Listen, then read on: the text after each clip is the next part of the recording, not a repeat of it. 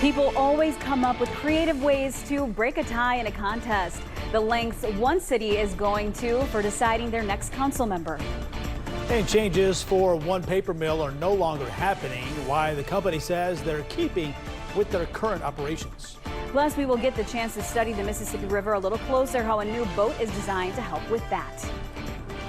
But first, we've had a bumpy weather night across central Wisconsin. Storms are coming to an end. Details on the latest coming right up. News Channel 7 at 10 starts now. Right now, more than 26,000 people are currently without power, according to Wisconsin Public Services. That equals 330 outages across the state. 28,000 people are without power. These numbers will change, of course, as more are reported or crews are taking care of them. If you see down power lines, remember to keep your distance. You need to stay at least 25 feet away from whether it's a down power line or any other piece of electric equipment. Stay at least 25 feet away from that and then report that situation to WPS or a local law enforcement agency right away.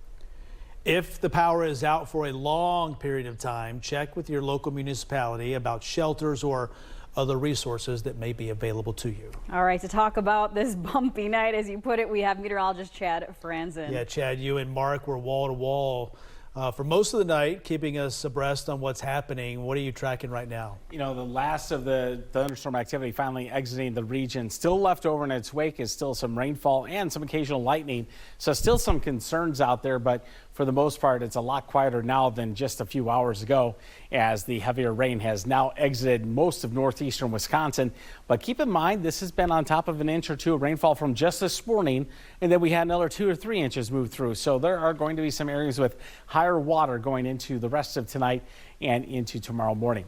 Last of the heavy rainfall, Tomahawk, the US 51 corridor through I-39 and eastward, and for most areas it is going to be a little bumpy overnight tonight with wind. It should be a little windy by tomorrow morning. That will help from allowing fog to develop, but keep in mind that wind gust 30 to 35 miles per hour through the afternoon tomorrow will still cause some problems out there, especially for anyone having to clean things up.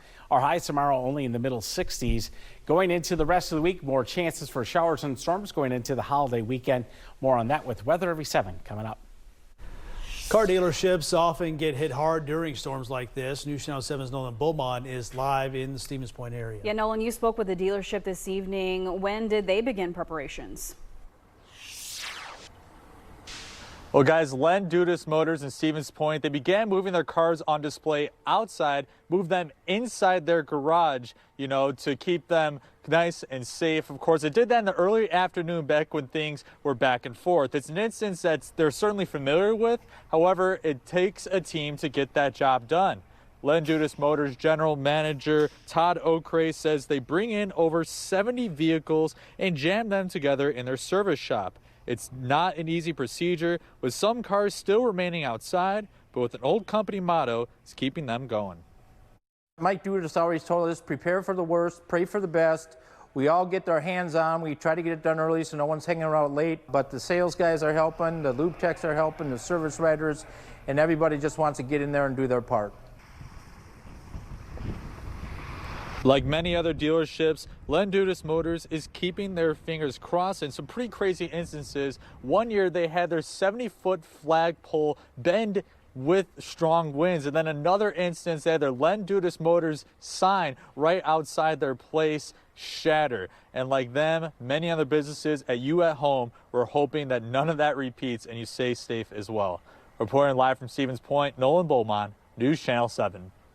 Right now, we're going to send it out to News Channel 7 Sam Deering, who is live in Unity. Sam, we got a report about a mobile home park damaged. What can you see? That's right, Cassandra. We are just about a minute down the road from where we last were. And if you can see here, this is siding from a mobile home that was actually taken off from this storm. I'm going to take a step here right behind me. As you can see, all this damage. We just confirmed from utility crews not too long ago after our last live hit that there is a power outage in this area of Unity, and people within the last 30 to 45 minutes or so have been coming out to assess the damage. We did hear word, not confirmation, but we did hear word from residents in the area that someone may have lost an entire shed. I actually did speak to one woman who tells me that she's just getting back to her mobile home, and her mobile home, surprisingly, she said did not get damaged. But she said she had to, take her car and, store it in a garage at work, and she was stranded at work. So I'm going to send it back to you, Cassandra. But this is, as you can see, we are about a minute down the road here from where we last were at Village Mobile Acre. All right, thank you, Sam, for that update. Now, this is video from earlier today. A tree got struck by lightning in Weston. It happened around 1:45 in the afternoon. Initial reports stated that the home was struck by lightning, but investigators determined that it was in fact the tree. No one was injured.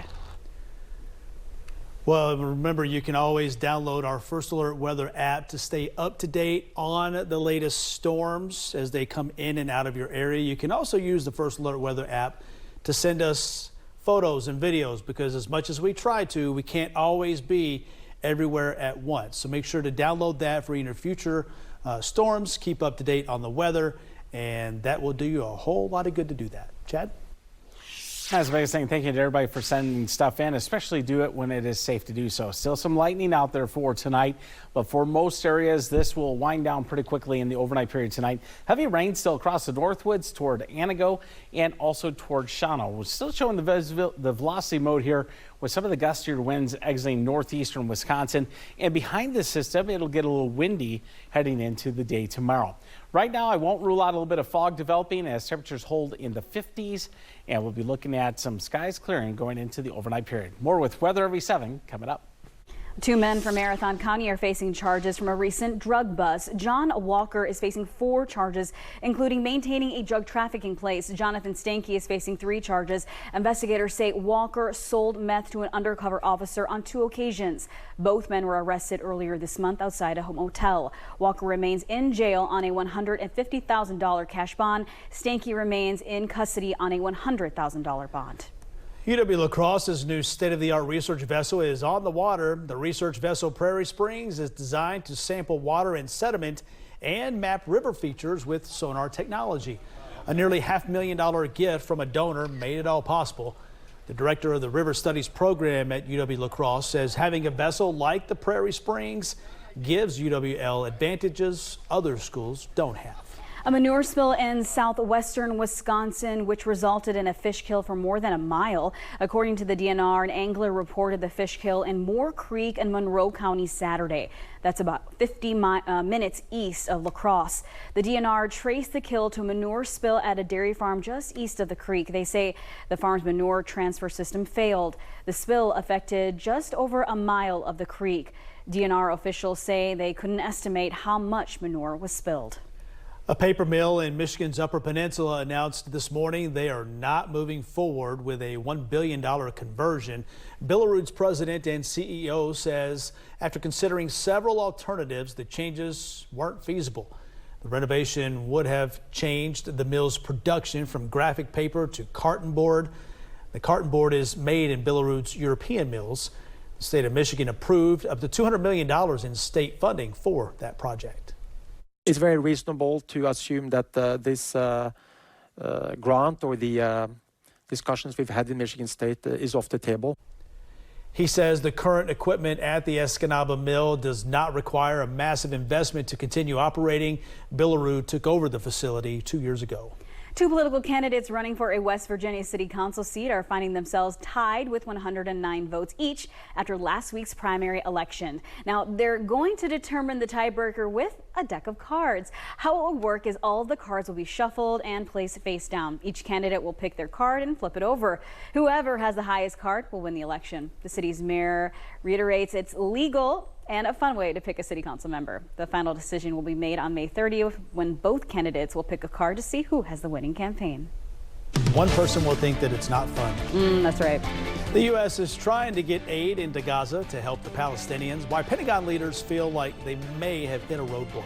And more people will be able to enjoy a train ride, the new service being offered from one side of the state to the other.